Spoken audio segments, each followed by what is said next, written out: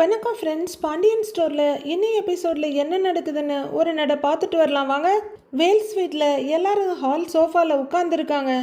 வடிவு மாறியும் ஆளுக்கு ஒரு பக்கமாக நின்றுட்டு இருக்காங்க. அண்ணே, கோவில் நிலம் குத்தகைக்கு வருதுல்ல, அது விஷயமா இன்னைக்கு பேசிட்டு வந்துடலாமாண்ணே அப்படின்னு சக்திவேல் முத்துவேல் கிட்ட கேட்குறாரு. பேசிட்டு வந்துடலாங்கிறாரு அவரு.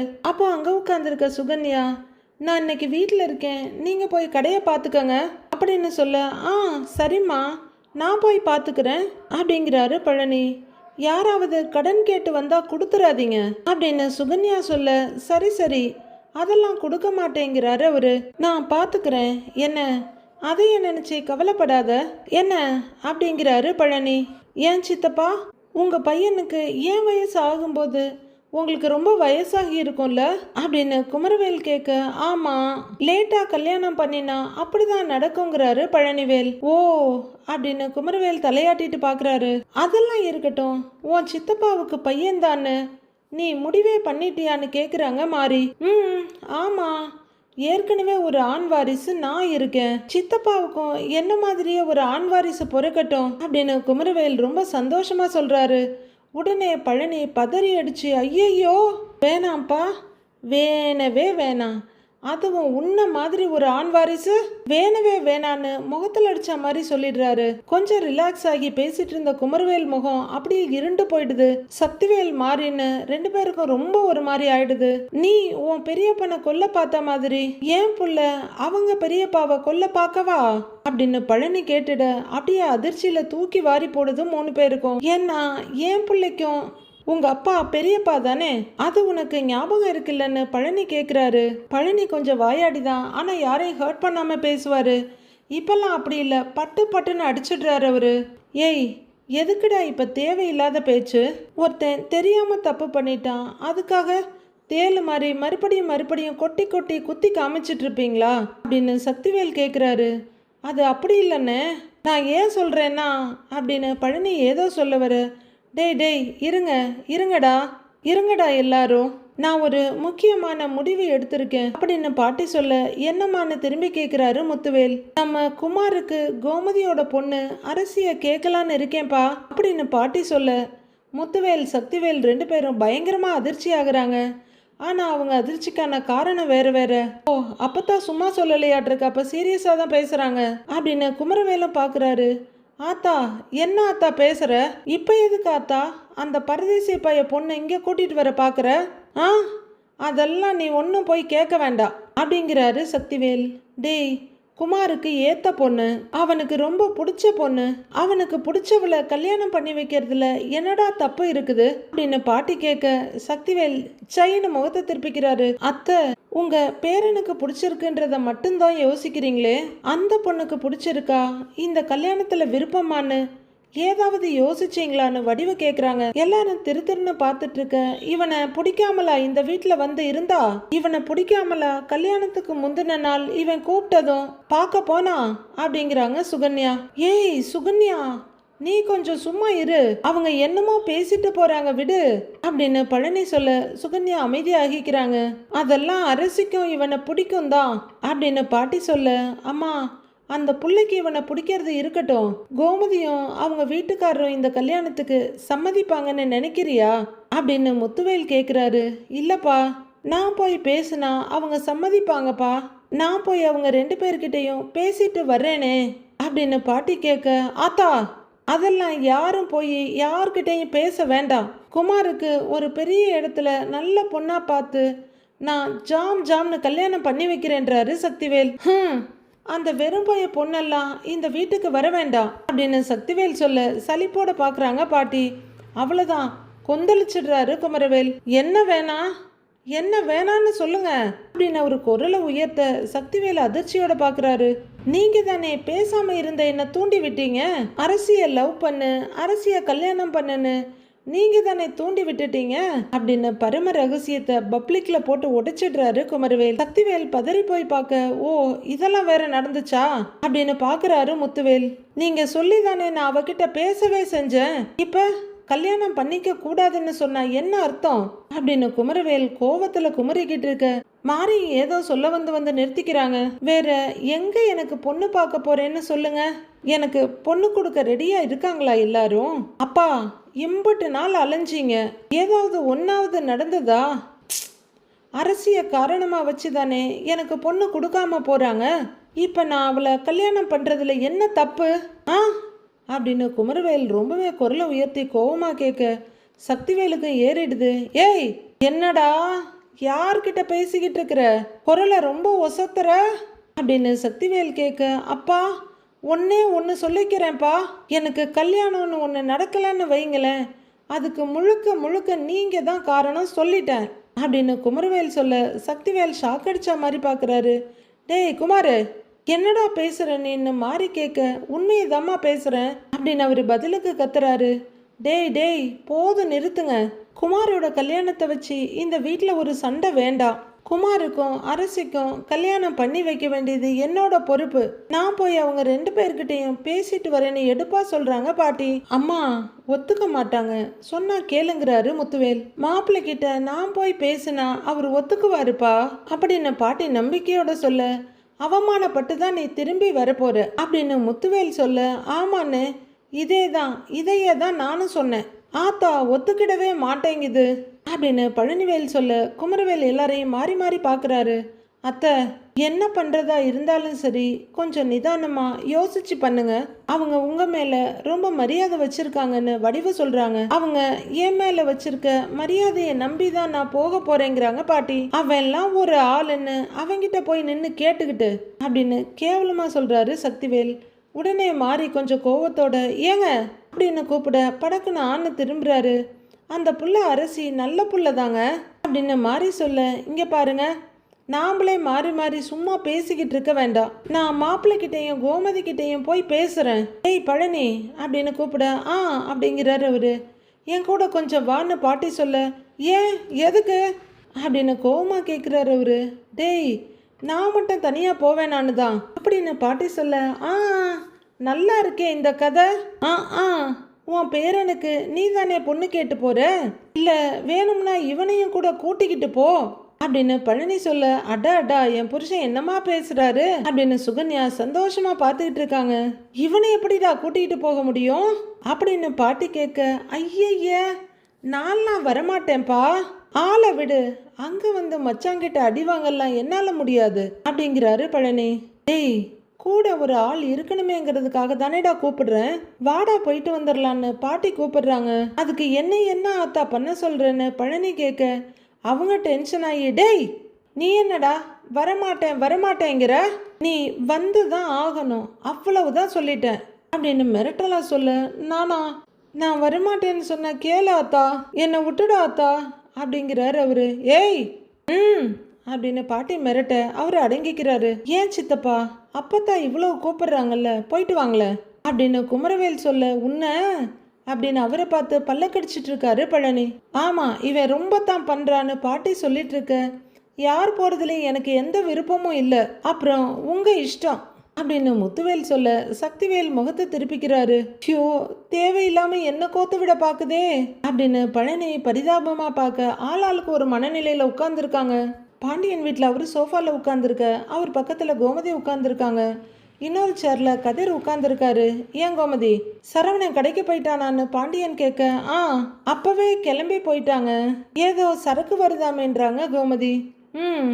ஆமா, நான் தான் குடோனுக்கு போக சொன்னேன், அதை மறந்துட்டு உங்ககிட்ட கேட்டுக்கிட்டு இருக்கிறேன் அப்படின்னு பாண்டியன் சொல்ல, ஓகே ஒத்துக்கிட்டீங்கன்னா சரின்னு சிரிக்கிறாங்க கோமதி. மறந்தே போச்சுன்னு கையில இருக்க பேப்பரை டப்புன்னு டீப்பாய் மேல போடுறாரு பாண்டியன். பாட்டி மெதுவா வீட்டுக்குள்ள நுழைய, சொல்ல கேட்காம என்னையும் கூட்டிக்கிட்டு வந்துட்டல அப்படின்னு பழனி புலம்பிக்கிட்டே வர அவர் ஒரு முறைச்சிட்டு வீட்டுக்குள்ள திரும்பி கோமதி அப்படின்னு கூப்பிடுறாங்க பாட்டி. 3 பேரும் படார்னு திரும்பி பார்க்குறாங்க.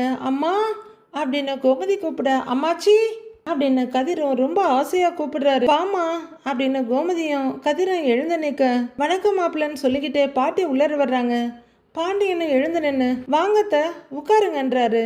பாட்டி ஒரு சேர்ல உட்கார, மா நல்லா இருக்கியாம்மா அப்படின்னு அவங்க தோல்ல கைய வச்சிட்டு இருக்காங்க கோமதி. சத்தம் கேட்டு ராஜியும் வேகமா வெளியே ஓடி வர்றாங்க. வாங்க அப்பத்தா அப்படின்னு ராஜி கூப்பிட அவங்கள பார்த்து சின்னதா பாட்டி சிரிச்சிட்டு, நல்லா இருக்கீங்களா மாப்பிள்ள அப்படின்னு பாண்டியன் கிட்ட கேட்குறாரு. ஆ நல்லா இருக்கேன் அத்தங்கிறாரு அவரு. இப்பதான் வந்தீங்களான்னு ராஜி கேட்க ஆன்னு தலையாடுறாங்க பாட்டி. ஏன் அத்த, உங்க பையன் எப்படி இருக்காரு அப்படின்னு பாண்டியன் கேட்க, மச்சான் நான் இங்கே தானே நிற்கிறேன், நீங்க எதுவா இருந்தாலும் டைரக்டா எங்கிட்டயே கேட்க வேண்டியது தானே அப்படின்னு பழனி சொல்ல, வந்துட்டான் அறிவாளி அப்படின்னு பார்க்குறவரு இலை அப்படிங்கிறாரு. டேய் உன்னை கேட்கலடா, பெரிய அண்ணனை கேட்குறாருன்னு கோமதி சொல்றாங்க. ஓ ஓஹோ பயத்துல உளர்றனே, அண்ணனை கேட்டியலா? ஆ அண்ணன் நல்லதான் இருக்கு மச்சான் ஒரு வழியா உளறி கொட்டி கிளறி மூடுறாரு பழனி. மா காஃபி ஏதாவது குடிக்கிறியா அப்படின்னு கோமதி கேட்க, இல்லை வேண்டாம் அப்படின்னு பாட்டி தயங்கிட்டு இருக்க. பின்னாடி பழனி பயத்துல முணுமுணுத்துட்டு இருக்காரு. எல்லாரும் அமைதியா பாட்டியவே பார்த்துட்டு நின்றுட்டு உட்கார்ந்துட்டு இருக்காங்க. கதிர் எல்லாரையும் ஒரு பார்வை பார்த்துட்டு, திடுதிப்புன்னு வந்திருக்கீங்க, 2 பேரோட முகமும் சரியில்லை, ஏதாச்சும் பிரச்சனையான்னு கதிர் கேட்குறாரு. ஆஹா பிரச்சனை எல்லாம் ஒன்றும் இல்லைப்பா அப்படிங்கிற பாட்டி ரொம்பவே தயங்கிட்டு முகத்தை கூட நிமிந்து பார்க்க முடியாம கஷ்டப்பட்டு பாண்டியன் கோமதியும் ஓரப்பார்வை பார்த்துட்டு எல்லாரையும் பார்த்துட்டு ஒரு விஷயம் பேசிட்டு போலான்னு வந்தேன் அப்படின்னு சொல்ல, என்னங்கிற மாதிரி பாக்குறாங்க எல்லாரும். ஐயோ ஆரம்பிச்சிருச்சேன்னு பதறி போய் நிக்கிறாரு பழனி. முக்கியமா உங்ககிட்ட தம்பி அப்படின்னு பாட்டி சொல்ல, பாண்டியன் ஒரு பார்வை பார்த்துட்டு என்ன விஷயம் சொல்லுங்கன்றாரு. சொன்னா அம்புட்டு தானு எச்சில் முழுங்குறாரு பழனி. நான் உங்ககிட்ட ஒன்று கேட்பேன், நீங்க மறுக்க கூடாது, எனக்காக நீங்க அதை செஞ்சு கொடுக்கணும் அப்படின்னு பாட்டி பில்டப்லாம் கொடுக்க, என்ன விஷயம் சொல்லுங்க அத்த அப்படின்னு பாண்டியன் பார்க்குறாரு. குமரவேல் செஞ்சது தப்பு தான் அப்படின்னு பாட்டி சொல்ல, மா அவன் நிறைய தப்பு செஞ்சிருக்காமா, நீ எதை பத்தி பேசுறன்னு கோமதி கேக்குறாங்க. ஐயோ தட்டு தடுமாறி எழுந்து நின்னா இவ அடிக்காலைய அப்படியே வர்றாளேன்னு பாக்குற பாட்டி, அது இல்லம்மா பிடிச்சிருக்குன்னு சொல்லி அரசிக்கிட்ட பழகுனது அப்படின்னு பாட்டி ஆரம்பிக்க, ஆரம்பத்திலேயே முகத்தை சுருக்கிறாரு பாண்டியன்.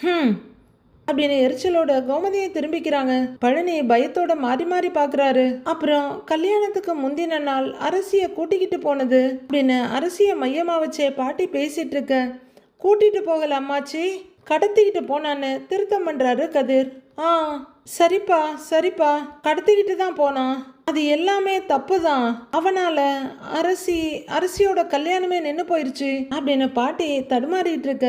அத்தை இந்த விஷயமெல்லாம் நடந்து ரொம்ப நாள் ஆகி போச்சு, இப்ப எதுக்குத்த இந்த விஷயத்த பேசிட்டு இருக்கீங்கன்னு கேக்குறாரு பாண்டியன். எனக்கு ஒன்றும் புரியலன்னு அவர் சொல்ல, குமாருக்கு கல்யாணமே நடக்க மாட்டேங்குது அப்படின்னு பாட்டி சங்கடத்தோட சொல்ல, அவனுக்கெல்லாம் கல்யாணம் நடக்கும்னு இன்னும் நம்புற பாரு, உன்னைய சொல்லணுங்கிறாங்க கோமதி. கோவப்படாம நான் சொல்றத கொஞ்சம் கேளுமா அப்படின்னு பாட்டி சொல்ல, சரி சொல்லணும் முகத்தை வெடுக்குன்னு வச்சுட்டு சொல்றாங்க கோமதி. வேற எங்கேயோ போய் குமாருக்கு பொண்ணு பாக்குறத விட நம்ம அரசியையே கல்யாணம் பண்ணி வச்சுட்டா நல்லா இருக்கும்னு நான் நினைக்கிறேன் அப்படின்னு மென்னு முழுங்கி சொல்ல வந்ததை ஒரு வழியா சொல்லி முடிச்சிடுறாங்க பாட்டி. அவ்வளவுதான்.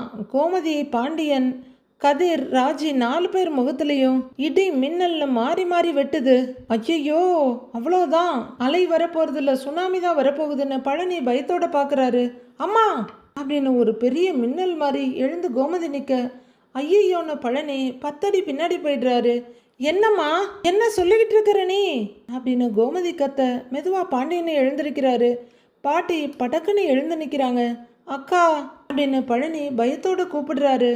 அம்மாடி அவங்க எல்லாருக்கும் இந்த கல்யாணத்துல கிட்டத்தட்ட சம்மதம் மாதிரி தான், நீங்க என்ன சொல்லிடுவீங்களோன்னு தான் யோசிக்கிறாங்க அப்படின்னு பாட்டி சொல்ல, பாண்டியன் வெடுக்குன்னு முகத்தை திருப்பிக்கிறாரு. நீங்க ஒத்துக்கிட்டீங்கன்னா நான் அங்க போய் பேசுவேன் அப்படின்னு பாட்டி சொல்ல, அம்மாவுக்கு என்ன நெஞ்செழுத்தம் பாருங்க அப்படின்ற மாதிரி கோமதி அதிர்ச்சியோட பாண்டியனை பாக்குறாங்க. அப்பாவே பேசிட்டு நாம எதுவும் சொல்ல வேணான்னு கதிர் அமைதியா பாக்குறாரு. ஒரு நல்ல நாள் பார்த்து கல்யாணத்தை நடத்திடலாமா அப்படின்னு பாட்டி அடுத்தடுத்து போய்கிட்டே இருக்க பயங்கர அதிர்ச்சியோட கோமதி பாக்குறாங்க. பாண்டியனும் அப்படியே எரிக்கிற மாதிரி பார்க்க, என்ன அப்பத்தா உங்களுக்கு என்னாச்சுங்கிற மாதிரி பாக்குறாங்க ராஜியும். ஐயோ ஆளாளுக்கு முறைக்கிறாங்களே அப்படின்னு பயத்தோட பாக்குறாரு பழனி. என்ன இருந்தாலும் புருஷன் பொண்டாட்டியா ஒரே வீட்டில் கொஞ்ச நாள் வாழ்ந்தவங்க தானே, மீதி இருக்கிற காலமும் அப்படின்னு பாட்டி சொல்ல, அதிர்ச்சியிலிருந்து கொஞ்சம் சுதாரிச்சுக்கிற கோமதி, அம்மா போதும் நிறுத்துமா அப்படின்னு கத்த, பாட்டி மட்டும் இல்ல பழனியும் பயந்து போறாரு. என்ன உன் இஷ்டத்துக்கு பேசுற, என் பொண்ணை பார்த்தா உனக்கு எப்படி தெரியுது, இல்ல, எங்களெல்லாம் பார்த்தா உனக்கு எப்படி தெரியுது அப்படின்னு கோமதி கேட்க பாட்டி பயத்தை மறிச்சிட்டு திரு திருன்னு முழிக்கிறாங்க. ஓ, இதுக்கு தான் நீ இங்கே வந்தியா? ஏண்டா நீ இந்த சதி திட்டத்துக்கு உடந்தையா அப்படின்னு கோமதி பழனிக்கிட்ட பாய. அவரு அவ்வளவுதான். அது அது அக்கா, நான் இல்ல, அது அப்படின்னு அவரு பயத்துல தந்தி அடிக்கிறாரு. ஏம்மா இதுல என்னம்மா சதின்னு பாட்டி ரொம்ப பரிதாபமா கேக்குறாங்க. ஏம்மா அவனுக்கு யாரும் பொண்ணு கொடுக்கலன்னா கல்யாணம் பண்ணிக்காம சாமியாராட்டம் இருக்க சொல்லு, இல்லைன்னா எங்கேயாவது போய் தொலைய சொல்லு. அவன் ஒரு ஆளுன்னு எதுக்கு ஏன் பொண்ணு வாழ்க்கையை கெடுக்க பாக்குற அப்படின்னு கோமதி கத்தி விட்டுடுறாங்க. கோமதி கத்துறதுனால பாண்டியன் கொஞ்சம் அமைதியா நின்னுட்டு இருக்காரு. ஆனாலுமா இத உங்ககிட்ட இருந்து நான் எதிர்பார்க்கல. என்ன இருந்தாலும் உன் மகனுங்க மேலையும் அந்த வீட்டு ஆளுங்க மேலதான் பாசம்னு காட்டிட்டல்ல ச்சே அப்படின்னு கோமதி வெறுப்பா பார்க்க அதை விட வெறுப்போட நின்னுட்டு இருக்காரு பாண்டியன். மா என்ன தேவையில்லாம டென்ஷன் ஆக்காத. பேரன் வாழ்க்கைக்காக பேத்தியோட வாழ்க்கையை அழிக்க பாக்குறியா நீ அப்படின்னு கோமதி கேட்க பாட்டி தலை குனிச்சு நிக்கிறாங்க. ஏம்மா மகன் வீட்டு சந்தோஷத்துக்காக மக வீட்டு நிம்மதியை குலைக்க பாக்குறியா நீ எல்லாம் என்ன அம்மா அப்படின்னு கோமதி நறுக்குன்னு கேட்டு விடுறாங்க. இல்லம்மா அவன் திருந்திட்டான் அப்படின்னு பாட்டி சொல்ல அம்மான்னு கத்துறாங்க கோமதி. இப்ப அவன் ரொம்ப நல்லவனா இருக்கான் அப்படின்னு பாட்டி சொல்ல ஆமா ஆமா திருந்திட்டான் அப்படின்னு கோமதி முகத்தை திருப்பிக்கிறாங்க. யாரு அப்பத்தா அவன் நல்லவனா? எங்க அப்பாவை கொல்ல பார்த்தவன் என் அப்பான்னா உங்க பையன் ஞாபகம் இருக்கா உங்களுக்கு அப்படின்னு ராஜி கேட்க பாட்டி சங்கடமா வேற பக்கம் பாக்குறாங்க. சி அவன் மூஞ்சிய பார்க்கவே எனக்கு வெறுப்பா இருக்கு அப்படிங்கிற கோமதி டேய் பழனின்னு கத்த. அக்கா அப்படின்னு அவர் தடுமாற. என்னடா கடப்பாறையை முழுங்கின மாதிரி முழிச்சுக்கிட்டு நிக்கிற? நீ எந்த தைரியத்துலடா அம்மாவை இங்க கூட்டிக்கிட்டு வந்த அப்படின்னு கோமதி கத்த. அது நான் அக்கா அது அப்படின்னு அவரு வார்த்தைங்களை பிச்சு போட்டுட்டு இருக்காரு.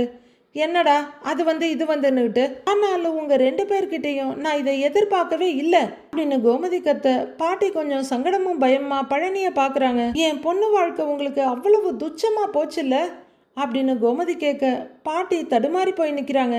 கோமதி கொஞ்சம் அமைதியா இருக்கியா? கத்தாம இரு, நான் பேசிக்கிறேன் அப்படிங்கிறாரு பாண்டியன். என்னங்க நீங்க வேற பேசுறதுக்கு என்னங்க இருக்குன்னு கோமதி பொறிஞ்சு தள்ளுறாங்க. கோமதி உன் கோபம்லாம் நியாயம்தாம்மா, நான் அதுல குத்தம் சொல்லல அப்படின்னு பாட்டி சொல்ல கோமதி பாண்டியன் 2 பேருமே அப்படியே ஒரே முறையா முறைக்கிறாங்க பாட்டிய.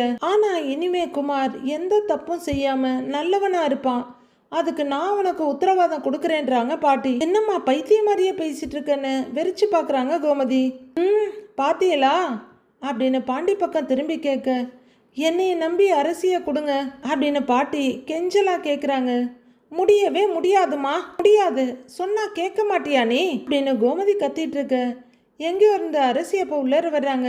அம்மாச்சி அப்படின்னு கூப்பிட பாட்டி ரொம்ப பரவசமா திரும்புறாங்க. நல்லா இருக்கீங்களா அப்படின்னு அரசி கேட்க நல்லா இருக்கேன் அப்படின்னு கன்னத்தை தடவி முத்தம் கொடுத்து கொஞ்சிட்டு இருக்காங்க. எப்போ வந்தீங்க அப்படின்னு அரசி கேட்க இப்போதாங்கிறாங்க பாட்டி. ஏய் இவ ஒருத்தி அம்மாச்சி நொம்மாச்சி எப்படி இருக்கீங்கலாம் கேட்டுக்கிட்டு உனக்கு உன் அம்மாச்சி எதுக்கு வந்திருக்காங்கன்னு தெரியுமா அப்படின்னு கோமதி கேட்க பாட்டி திருத்தன்னு இந்த பக்கம் அந்த பக்கம் பாக்குறாங்க. அரசி சிரிப்போட என்னன்ற மாதிரி பார்க்க உன் வாழ்க்கைய அடியோட குழி தோண்டி புதைக்க வந்திருக்காங்க அப்படின்னு கோமதி சொல்ல அரசி முகத்துல இருந்த சிரிப்பு அப்படியே காணா போயிடுது. இரு நான் பேசிக்கிறேன்னு சொல்றேன்ல அப்படின்னு பாண்டியன் சொல்ல பழனி பயத்தோட நிலைமை புரியாம நலம் விசாரிக்கிறியமா அப்படின்னு பயப்படுறாரு. பாண்டியன் தன்னை கொஞ்சம் நிதானப்படுத்திக்கிட்டு ஏன்பா அரசி நான் உங்ககிட்ட நேரடியாவே கேட்குறேன், உனக்கும் குமரவேலுக்கும் கல்யாணம் நடக்கணும்னு உன் அம்மாச்சி ஆசைப்படுறாங்க அப்படின்னு பாண்டியன் சொல்ல அப்பட்டமான அதிர்ச்சியை கண்கள்ல காட்டுறாங்க அரசி. ஐயோ இவ என்ன இப்படி பாக்குறா, ஆவி அடிச்ச மாதிரி நிக்கிறான்னு அதிர்ந்து போய் பாக்குறாங்க பாட்டியும். நீ என்ன நினைக்கிற அதை பத்தி சொல்லு அப்படின்னு பாண்டியன் கேட்க பாட்டி பயங்கர பதைப்போட அரசி முகத்தை பார்த்துட்டு இருக்காங்க. என்னங்க நீங்க இவன் நினைக்கிறதுக்கு என்னங்க இருக்கு அப்படின்னு கோமதி குதிக்கிறாங்க. ஏய் பொருடி நீ சொல்லுப்பா அப்படின்னு பாண்டியன் கேட்க அப்படியே ஒரு மாதிரியா பார்த்துட்டு இருக்காங்க கோமதி. பாட்டிய ஆர்வத்தோட அரசி முகத்தையே பாக்குறாங்க. அதான் என்னன்னு தெரிஞ்சது தானேன்னு மனசுக்குள்ள சொல்லிட்டு பாக்குறாரு பழனி. இல்லப்பா எனக்கு அவனை சுத்தமா பிடிக்காது அப்படின்னு அரசி சொல்லிட இத கொஞ்சமே எதிர்பார்க்காத பாட்டி பயங்கரமா அதிர்ந்து போறாங்க. போச்சு தெரிஞ்சது தானேன்னு பாக்குறாரு பழனி. பாண்டியன் முகத்துல ஒரு சின்ன திருப்தி வருது. கேட்டுக்க பார்த்தா காது குளிர கேட்டுக்கன்ற மாதிரி ராஜி பார்த்துட்டு இருக்காங்க. அவனெல்லாம் கல்யாணம் பண்ணிக்கிறதுக்கு எனக்கு துளி கூட விருப்பம் இல்லை அப்படின்னு அரசி சொல்ல பாண்டியன் முகத்துல ஒரு சின்ன பெருமையோட பாக்குறாரு. கேட்டுச்சா அப்படின்னு கோமதி கேட்க சோழி முடிஞ்சிச்சு அப்படின்னு தலையை தொங்க போட்டுக்கிறாரு பழனி. அரசிமா அப்படின்னு பாட்டி அரசியோட தோல்ல கைய வைக்க அரசி கொஞ்சம் நகர்ந்து நின்னுக்கிறாங்க. அத்தை, என் மக வேணாம்னு தான் சொல்லும்னு எனக்கு நல்லா தெரியும். இருந்தாலும் உங்க திருப்திக்காக தான் உங்களை வச்சுக்கிட்டு அரசிக்கிட்ட கேட்டேன் அப்படின்னு பாண்டியன் சொல்ல பாட்டி பாண்டியனை பரிதாபமா பார்க்க எல்லாரும் கோவமும் எரிச்சலுமா பாட்டியை பார்த்துட்டு இருக்காங்க. இங்க பாருங்க அத்தை, மரியாதையா வந்தீங்க, மரியாதையா கேட்டீங்க, அதனால நானும் மரியாதையா பதில் சொல்றேன் அப்படிங்கிற பாண்டியன் குரல்ல ஒரு மிரட்டல் தெரியுது. உங்க பேரனுக்கு என் மகளை கல்யாணம் பண்ணி வைக்கிறதுல எனக்கு சுத்தமா விருப்பம் கிடையாது அப்படின்னு பாண்டியன் சொல்லிட ஓரளவுக்கு எதிர்பார்ப்போட வந்த பாட்டியோட முகம் அப்படியே வெளுத்து போகுது. ஏன்பா கொஞ்சம் யோசிக்கலாமேப்பா அப்படின்னு பாட்டி கெஞ்சலா கேட்க என்னம்மா என்ன யோசிக்க சொல்ற அப்படின்னு கோமதி கத்துறாங்க. கோமதி அப்படின்னு அதை விட அதிகமாக கத்துறாரு பாண்டியன். இங்கே பாருங்க அத்தை, உங்கள் பேரன் ஏகப்பட்ட தப்பு பண்ணியிருக்கான். எங்கள் குடும்பத்துக்கு எத்தனையோ துரோகம் பண்ணியிருக்கிறான். அவனை கொண்டு போடுற அளவுக்கு எனக்கு அவன் மேலே ஆத்திரம் இருக்கு. உங்கள் மேலே இருக்க மரியாதையால் தான் அவனை இன்ன வரைக்கும் விட்டு வச்சிருக்கிறேன். இதே மரியாதையை நான் என்னைக்குமே உங்கள் மேலே வச்சிருக்கணும்னு நினச்சிங்கன்னா அப்படின்னு பாண்டியன் நிறுத்த பாட்டி சங்கடமாக தலையை குனிகிறாங்க. அத்தை, இது உங்க மக வீடு, நீங்க எப்ப வேணும்னாலும் வரலாம் போகலாம். ஆனா ஒரே ஒரு விஷயம், திரும்பலாம் பொண்ணு கேட்டு இங்க வந்துடாதீங்க அப்படின்னு பாண்டியன் சொல்லிடு. பாட்டி அப்படியே ரொம்ப தர்ம சங்கடமா நிக்கிறாங்க. அரசி இன்னமும் எரிச்சலோடு தான் நிக்கிறாங்க. எந்த சூழ்நிலையிலையும் குமரவேலுக்கு என் மகளை கல்யாணம் பண்ணி வைக்க மாட்டேன். ஏன் என் மகளுக்கு வாழ்நாள் முழுக்க கல்யாணமே பண்ணாம இருந்தாலும் இருப்பேனே கூட, மறந்தும் கூட உங்க பேரனுக்கு கொடுக்க மாட்டேன் அத்தை அப்படின்னு பாண்டியன் உறுதியா சொல்லிடு.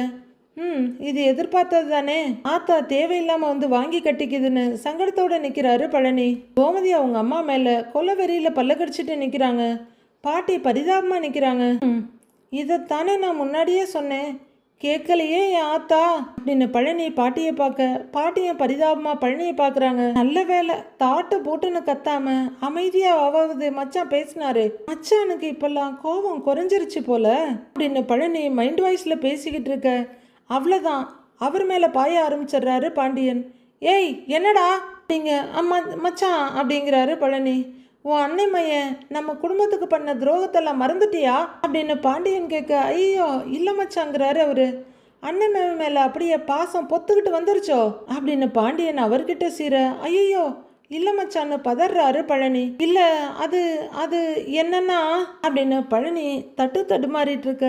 ஏண்டா என்ன தைரியம் இருந்தா அவெல்லாம் ஒரு ஆளுன்னு அவனுக்கு பொண்ணு கேட்டு வந்திருப்பனி அப்படின்னு பழனிக்கிட்ட பாயிறாரு பாண்டியன். இல்ல மச்சான், நானா எதுவும் பண்ணல, நான் வெறும் அம்பு மட்டும்தான் மச்சான், என்னை எய்தவங்க அப்படின்னு அவரு சொல்லிட்டு இருக்க பாட்டி பாவமா பாக்குறாங்க. ஏற்கனவே நிறைய வாங்கி கட்டிட்டேன்டா, இன்னமும் என்னை போட்டு கொடுத்துறாதன்ற மாதிரி அவங்க பார்க்க ஏய் என்னடா எய்தவங்க நெய்தவங்கன்னுட்டு அப்படின்னு கோமதி பழனியை திட்டிட்டு இருக்க பாட்டி தலை குனிஞ்சு போய் ஓர கண்ணால கோமதியை பார்க்குறாங்க. உங்ககிட்ட பேசணும் உறவு கொண்டாடணும்னு எவ்வளவு வருஷமா தவம் கிடந்திருக்கேன் அப்படின்னு கோமதி சொல்ல பாண்டியன் வெடுக்குன்னு முகத்தை திருப்பிக்கிறாரு. ஆனா நீ என்னடானா இப்படி ஒரு வேலையை செய்ய துணிஞ்சிருக்கிற? ஏம்மா அம்மாச்சின்னு இந்த பொண்ணு உன் மேல எவ்வளவு அன்பு காட்டினா, அந்த பொறுக்கிக்காக இவ வாழ்க்கையை கெடுக்க பாக்குறியே அப்படின்னு கோமதி கேட்க இல்ல கோமதி அப்படின்னு பாட்டி ஏதோ சொல்ல வர்றாங்க. இத பாரு பேசாதங்கிறாங்க கோமதி.